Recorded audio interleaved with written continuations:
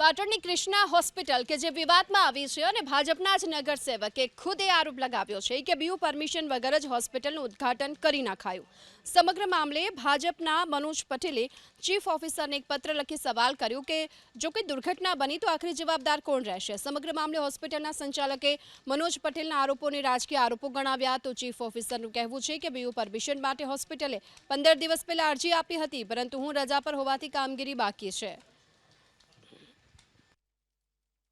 હોસ્પિટલના જે સંચાલકો છે એ મોટા માથાઓ છે અને એમને એમની વગ વાપરીને અત્યારે જે નગરપાલિકાના નીતિ નિયમો હોય છે નેમે મૂકીને હોસ્પિટલ ચાલુ કરી દીધી છે કે બીયુ પરમિશન ના મળે ત્યાં સુધી સરકારને આ હોસ્પિટલ તાત્કાલિક બંધ કરવી જોઈએ। એટલું મારા ધ્યાનમાં છે ત્યાં સુધી આ આક્ષેપબાજી જ છે। ફાયર લાયસન્સ તો મારી જોડે છે।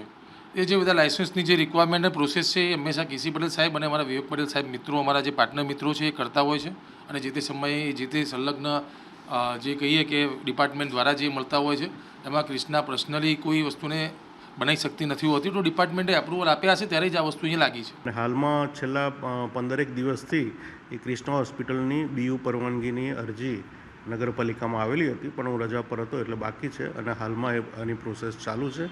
એટલે આવેલ વાંધા અરજીની વિગત અને જીડીસીઆરની જોગવાઈઓ ધ્યાને લઈ અને નિયમ અનુસારની કાર્યવાહી નગરપાલિકા દ્વારા હાથ ધરવામાં આવશે।